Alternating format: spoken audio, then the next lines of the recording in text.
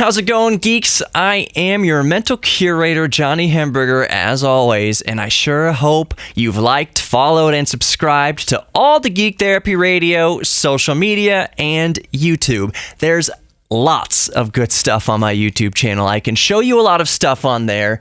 I obviously can't through a speaker, no matter how much I shove it into the speaker. So make sure you're subscribed to Geek Therapy Radio on YouTube.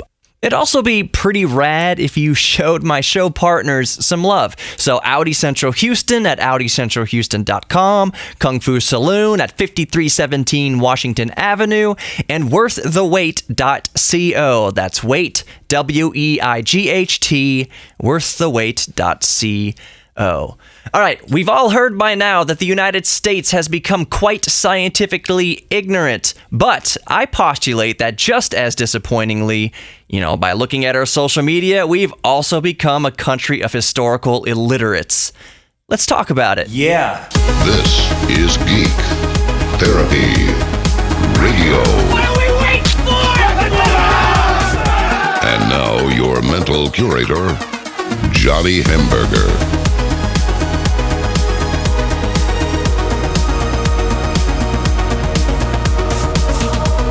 Now, if you're incensed by what I just said, I don't blame you. If it stings, it should sting.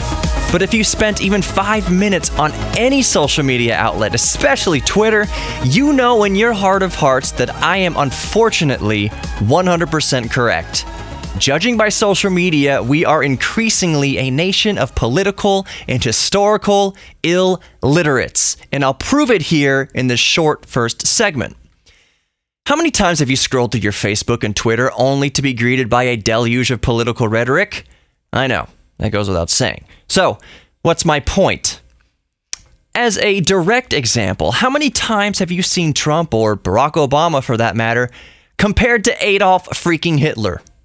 Enough to elicit an emotional response at the very least.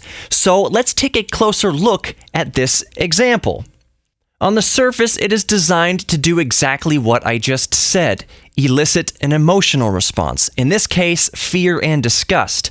It's not to educate anyone at all, but to insult whomever voted for the particular candidate in the post. In other words, this post and posts like these count on our historical and political ignorance to spread the cancer of hatred, not spread the cure of education our society so desperately needs. Let's dig into why this example of Trump/Obama compared to Hitler is historically ignorant. I'll be brief, since it is a coincidence that boredom of history is a point I'll make in a moment. In short, this is a treacherous omission of historical context and, in my opinion, actually spits on the graves of millions who were tortured, experimented on, and slaughtered by the Third Reich. Hitler, like almost all fascist dictators, came to power by promising a defeated, impoverished country a better life. Germany was still in economic shambles after World War I. Economic inflation was catastrophic, currency was almost worthless, and people were starving to death in the streets. Then here comes a man with the vision of lifting Germany to a place of worldwide prominence and therefore prosperity for the common man. His rise to power was predicated on the ultimate gamble to bring Germany to war. This is a gamble because the costly investment of war only pays if you win.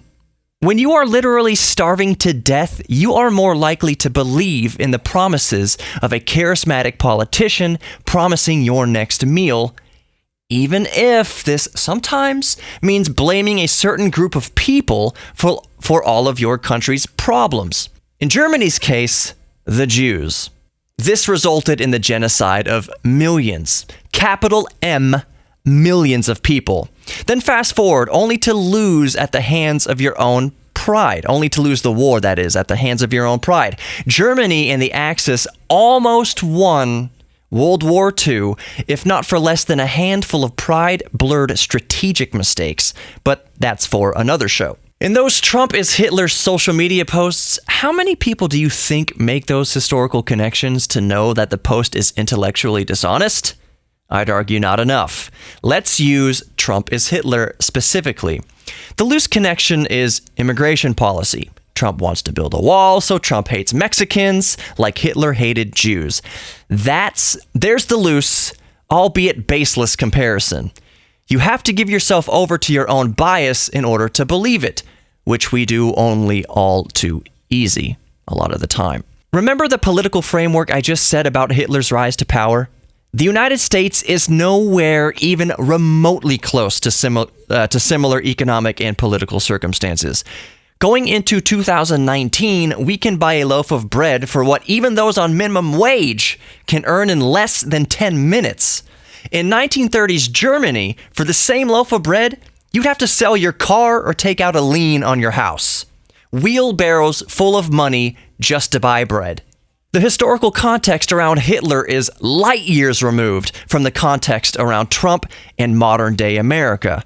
To further bring my point into focus and drive home my point that there's an epidemic of historical illiteracy in the United States, how many of us liked history class in school?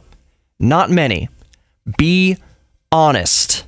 I know some of us did, but the vast majority were bored to tears and only passed to get the credits to graduate. How many of the general public liked government class? Probably even less than who loved history class. I'll admit right now, I did not like government class very much. I loved history, but I did not like government very much. I thought it was interesting, but I didn't like it the same way I liked history class.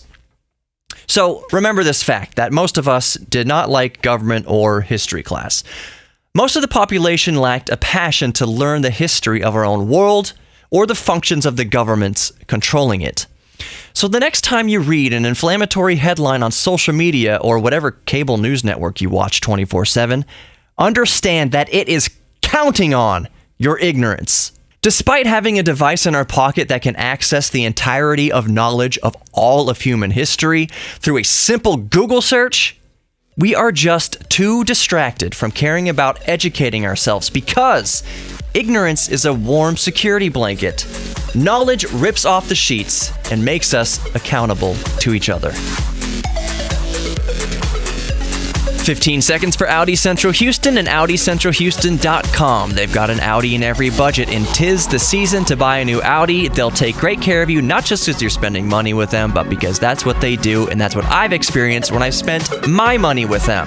Audi Central Houston, AudiCentralHouston.com. Tell them Geek Therapy Radio sent you.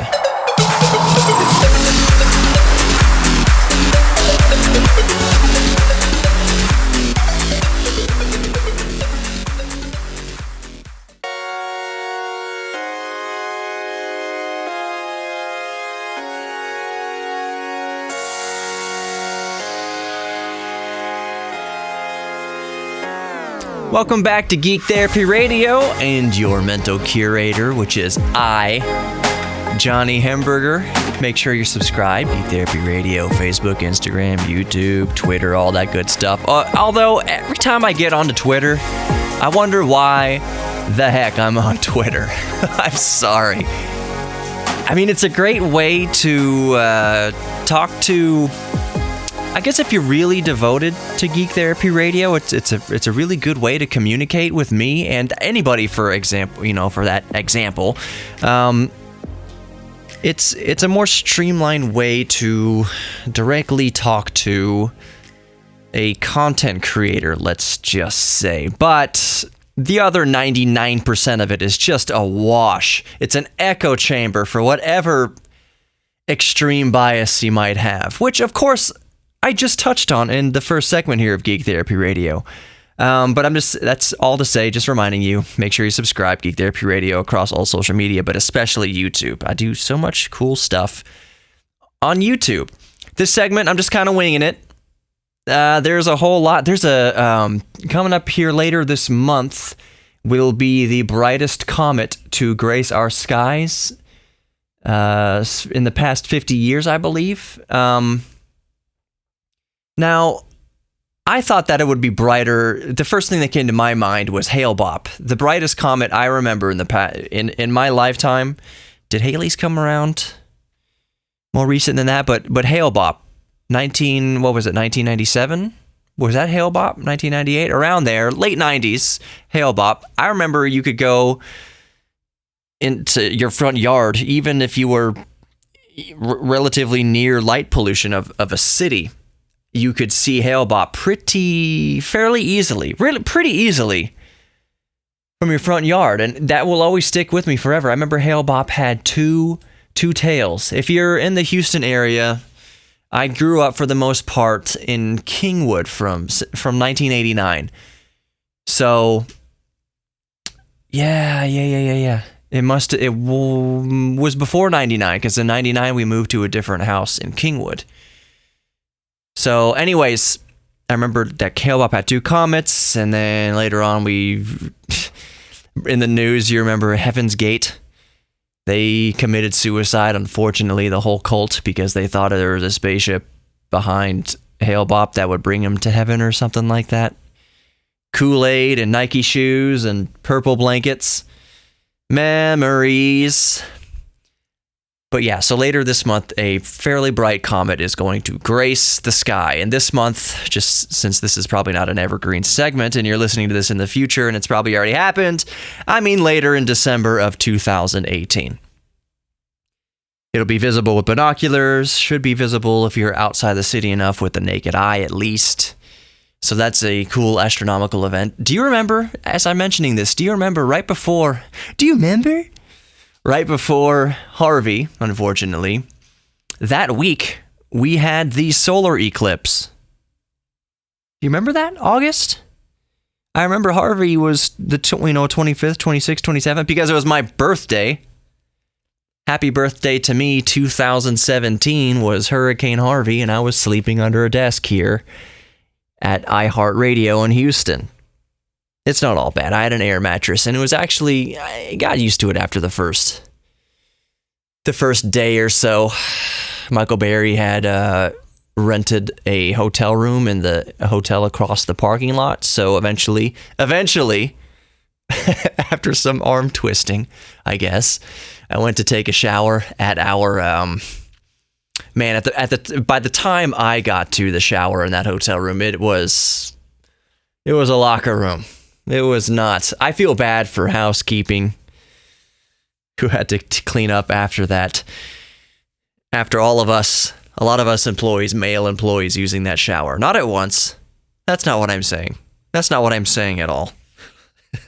Don't let your mind go there.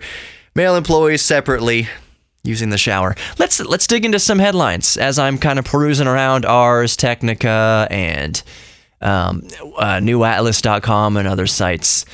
An Amazon automated machine, one of those robot arms that was helping with, I guess, packages there at Amazon, accidentally punctured a bear spray can, and it wound up, the result was 24 Amazon employees needing hospitalization.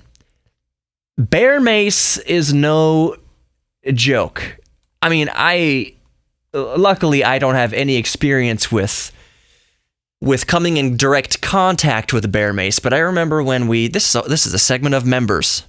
Remember when? I remember visiting Wyoming as a 12 years old, and then later as a young teenager.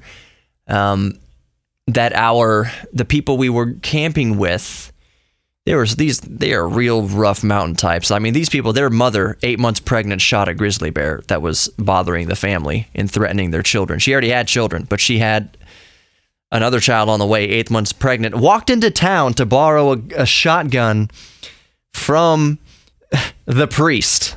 This is not the Old West. This was 1990s.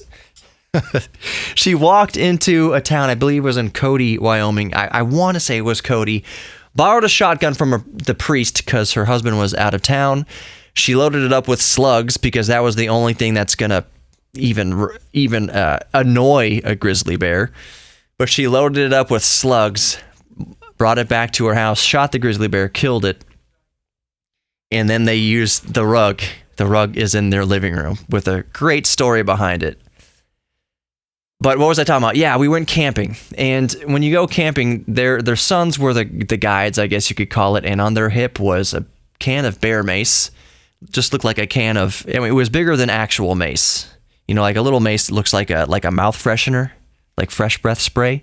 Bear mace usually comes in a much bigger can, look like a can of air freshener or something like that. Look like a can of air duster. Anyways, he said the bear mace was to distract the bear, and then the 45 magnums on their hips was to at least annoy it a little more to leave. Although a well-placed shot, maybe to the temple of the bear's dome, would put it down. A few to the heart. They said shooting a grizzly bear with 22s isn't going to do a darn thing. Nothing would happen. They said in a joke it might die a few months later of lead poisoning or something like that. But yeah, so Amazon, one of the robotic arms at Amazon accidentally punctured a can of bear spray, and one of the 24 employees is actually critically injured. Bear mace, it's no joke. Let's do one more story before we end this segment. Snapdragon 45, Qualcomm Snapdragon 855, is the official chip coming to flagship Android phones in 2019.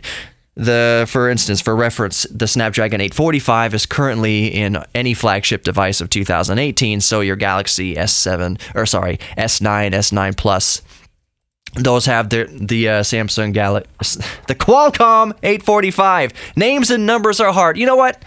We'll be back with more Geek Therapy Radio in a few minutes. If you're listening on the actual radio, it'll be a few minutes. If you're listening to the podcast, it'll be virtually instant. So we'll be right back after these messages from Audi. About 1 minute to be precise for Audi Central Houston. This week, I had the supreme privilege of going to spend some good quality time with the brand new Audi e-tron. The Audi e-tron is the brand new all-electric SUV from Audi, and you can reserve yours at Audi Central Houston. When I went to see the e-tron, I got to play around with the doors. I got to look at the charger. I got to sit inside of it. I got to press on things and judge things and grade things, I guess. And I put the video of it, of my visit to Audi Central Houston, seeing the e-tron. I put it up on the Geek Therapy Radio YouTube. So make sure you go to Geek Therapy Radio on YouTube to see my overview and first impressions of the Audi e-tron. And spoiler alert, there's some great R8 footage in there too. So whatever your budget, Audi Central Houston has you covered. Whether you want an A3 or the e-tron or an R8, Audi Central Houston will treat you right. Not because they have to, but because they get to. I've spent my money there. I know they'll treat you right. I know what I'm talking about. Audi Central Houston and AudiCentralHouston.com.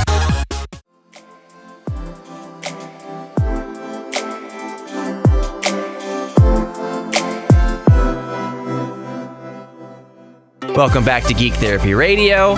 Geek Therapy Radio on Facebook, Instagram, YouTube, and all other social media. Basically, just do a Google search for Geek Therapy Radio and it'll come up. But I'm particularly proud of my YouTube channel. It just keeps getting better and better. You can see my overview of the new Audi e-tron. I talked to Matt Farah about his Lamborghini Countach. That's on YouTube. You can see his Countach on there. It is a sexy car. I am Johnny Hemberger, your mental curator, and we're just going over some geek news, some tech news, some things here on Geek Therapy Radio this week. In the first segment, I talked about our national epidemic of historical illiteracy. You may have heard that, our country is scientifically illiterate. Well, I pose the question, the observation that we are also historically illiterate. And that is why there's so much, it's one reason why there's so much division politically in our country. It's not because anyone's making a better point than the other person. It's just that we're all ignorant. In a nutshell, it's a little bit more complicated than that, but in a nutshell, pretty much. And by the way, I am not excluding myself from that group. From the historically illiterate. I do pride myself on having a fairly high interest in history and reading up on and watching things about World War II and World War I and the history of the United States, Texas history, all sorts of history. I find history very, very fascinating. But I'm not going to say that I am not completely unignorant. And for that reason, I just don't partake in political rhetoric or all those stupid posts on Facebook and Twitter and everything. Because at the very baseline, I figure, you know what? I don't know enough about it. This sounds untrue, so it probably is untrue or baseless, but I'm just going to understand myself a little bit here. You know, I know myself a little bit better, so I'm just going to stay out of it. I haven't read up on this particular policy that is being brought up here, so I'm just not going to weigh in on it or make a decision on it until I read up on it, until I educate myself on it. But I think that I'm in kind of a rare class there. I think some of us can't help ourselves. You know, especially if it reaffirms our bias.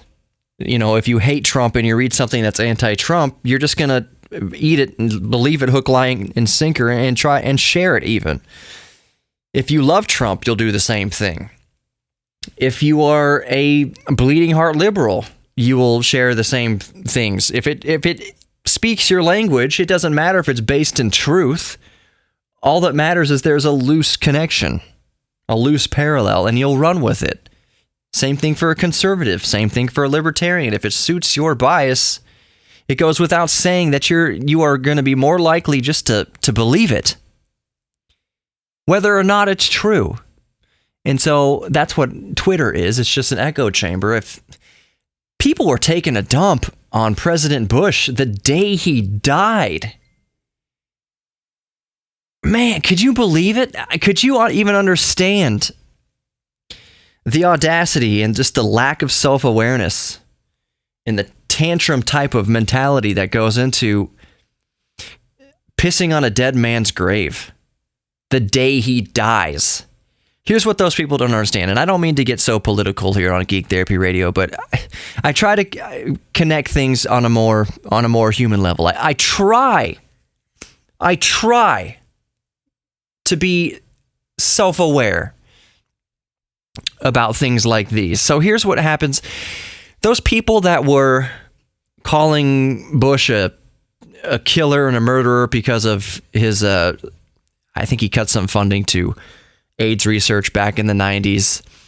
First of all, they're making it out like President Bush isolated that one area of research, isolated AIDS and AIDS victims and said, screw you guys, I'm cutting funding. No. More likely what happened is funding to this particular set of research was inside of a bill that was 1,000 pages long, and it just so happened that it included decreased funding to the Department of Medical Research that also encompassed AIDS. That's probably what happened. That's the most likely answer. That's how the government operates. It's not just one thing. Did they vote yay or nay on one specific bill for AIDS research? Doubt it. It was included in a package of other things. Anyways, that's besides the point.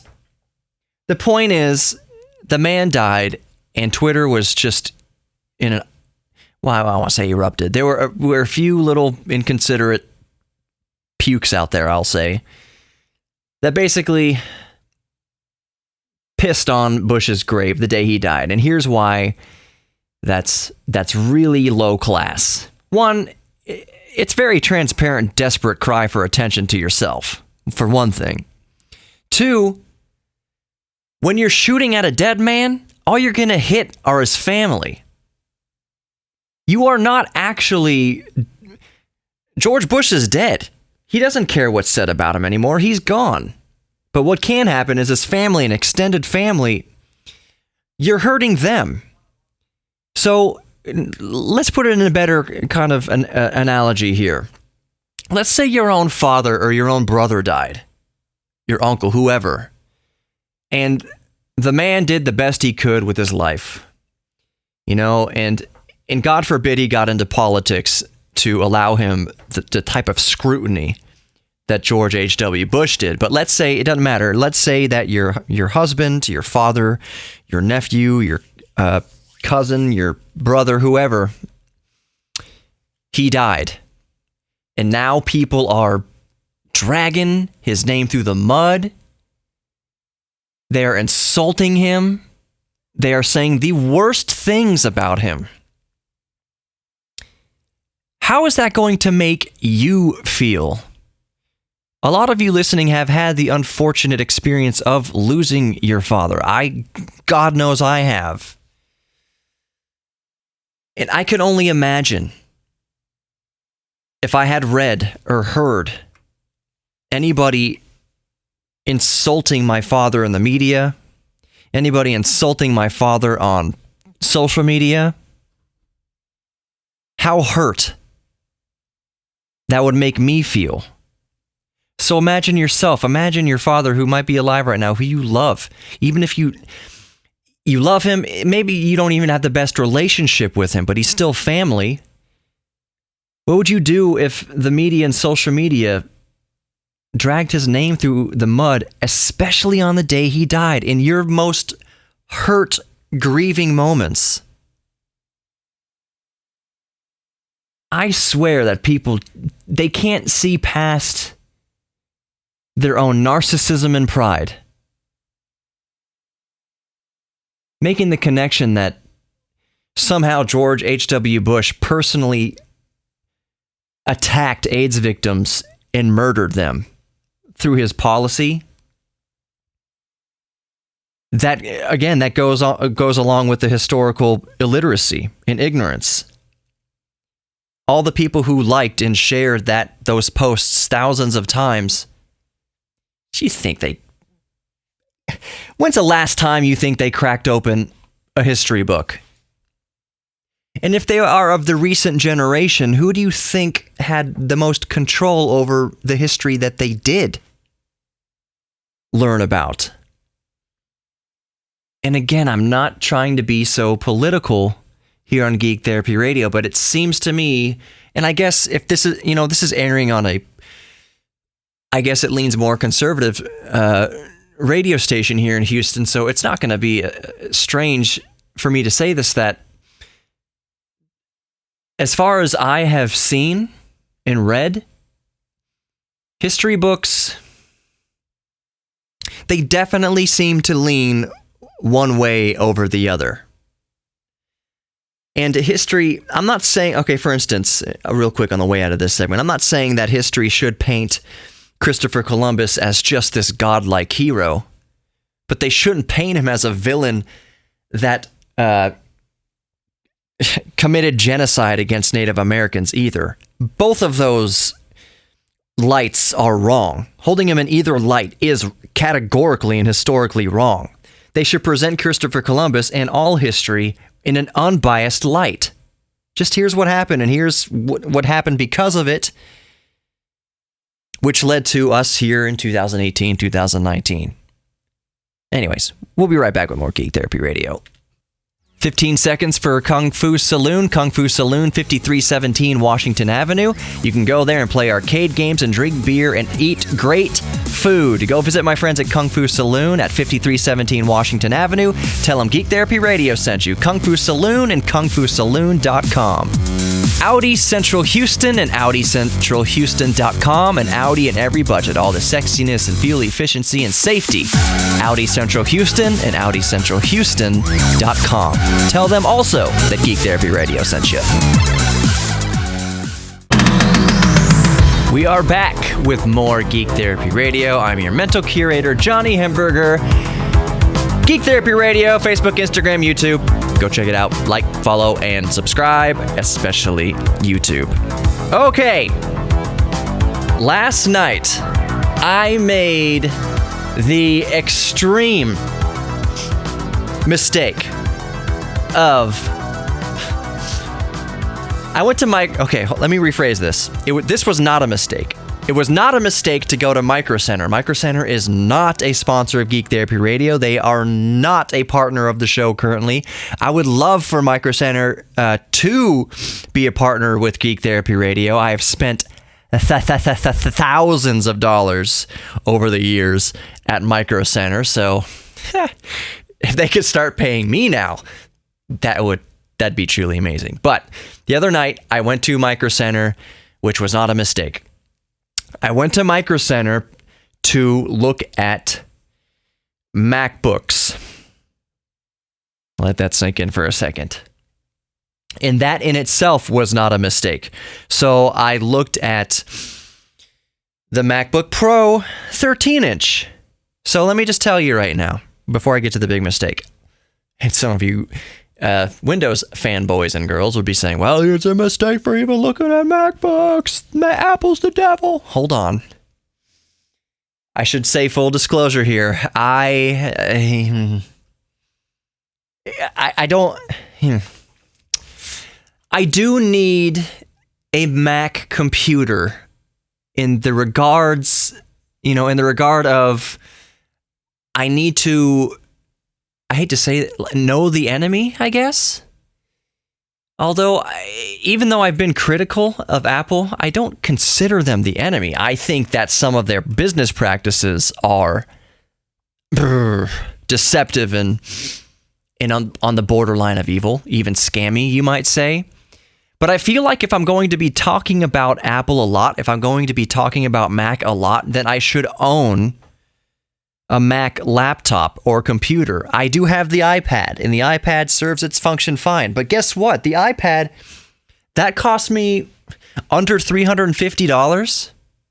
Where my big beef with Apple has been charging, 25% more, 50% more, twice as much for a product that you can get similar capability with on the Windows side, on the PC side, for the same money, for half the price. For example, I've narrowed down my MacBook choice, I believe at this point, to a 2018 MacBook Pro 13-inch, and I'm probably going to spec it out with the i7 and 16 gigs of RAM and a 256 gigabyte hard drive. Now, that's going to be around $2,000 before I get an employee discount.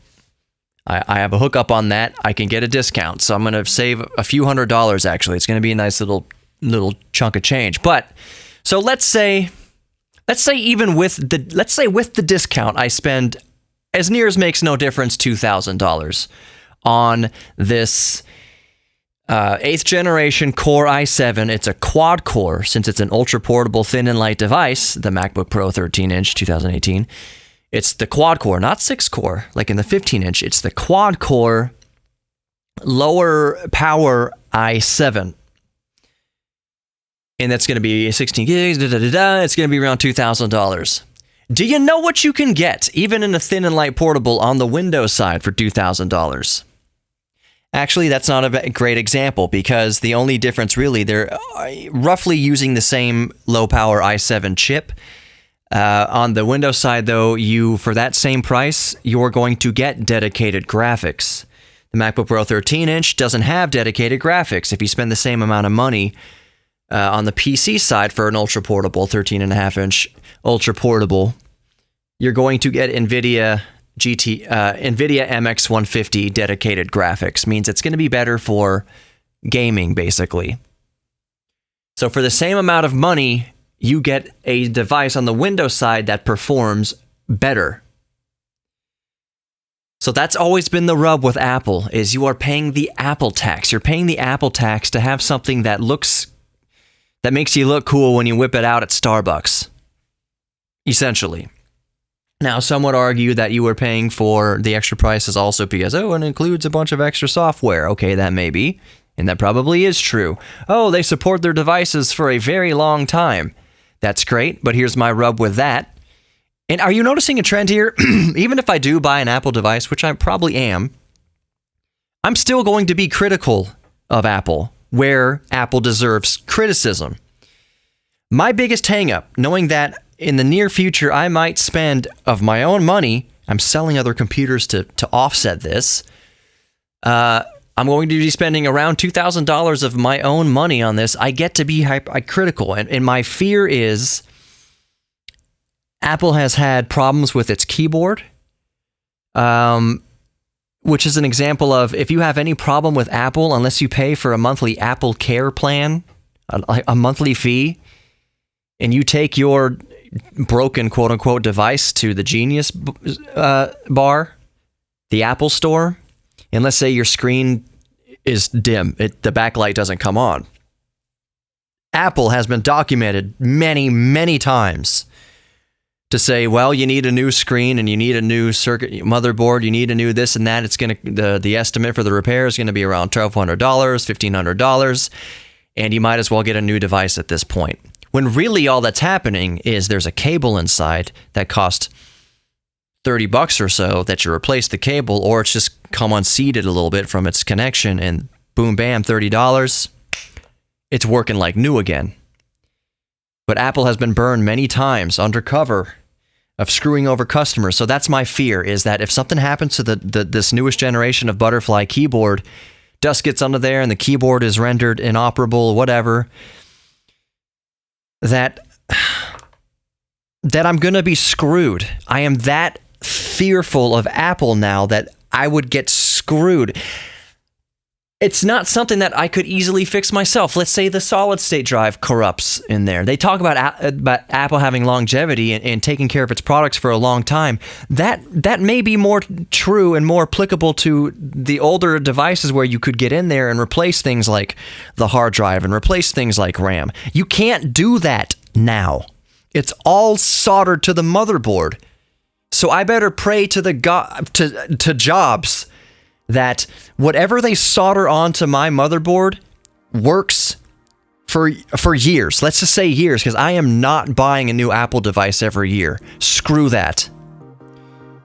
Apple could, if they want to send me review units or something like that in the future, sure, I'd be game for that. If they were okay with me being critical and unbiased towards their device. But I am not buying a new Apple device every year. I am not going to line up around the block at the Apple store to buy a new MacBook Pro every year. And again, that's why when I buy a MacBook Pro 13, I'm speccing it out really decently. I'm putting the top of the line i7 in there. I'm putting in 16 gigs of RAM and at least 256 gigs of internal storage, at least. That is to relatively future-proof the MacBook that I buy, because I am, I'll just say it for damn sure, not going to be dropping $2,000 every single year to have the latest and greatest. Screw that. The specs I opt for better last, honestly, if you remember my segment a few weeks ago about the slowdown of Moore's Law, there's no reason that the fully spec'd out MacBook Pro 13 that I get shouldn't last for another 5-10 years. It's all going to come slowing down the early 2020s anyways with Moore's Law. So I'm tepid. And the mistake, you're wondering what their mistake is on the way out here. The mistake was telling Sarah that I'm thinking about buying a Mac. She gave me so much crap for that. What? You ripped Apple a new butthole so many times and now you're going to buy a Mac? Yeah, well, they've scare-roused me enough. And I think I should know what I'm talking about when I talk about a Mac. Full disclosure to my geeks here at Geek Therapy Radio. I'm not going to lie to you. I'm thinking about buying a Mac. And that's not egg on my face, that is just so I know even more about what I'm talking about. Speaking of knowing what you're talking about, I know what I'm talking about when I talk about Audi Central Houston. Audi Central Houston, you'll find an Audi in every budget, and 'tis the season to buy the new Audi, and they're going to take care of you. And like I said, I've spent my own money at Audi Central Houston, so I know that they'll take care of you. I know from my own experience before they sponsored the show. Audi Central Houston, AudiCentralHouston.com. Be good to each other, my geeks. I'll see you next week. Have a great week. Adios.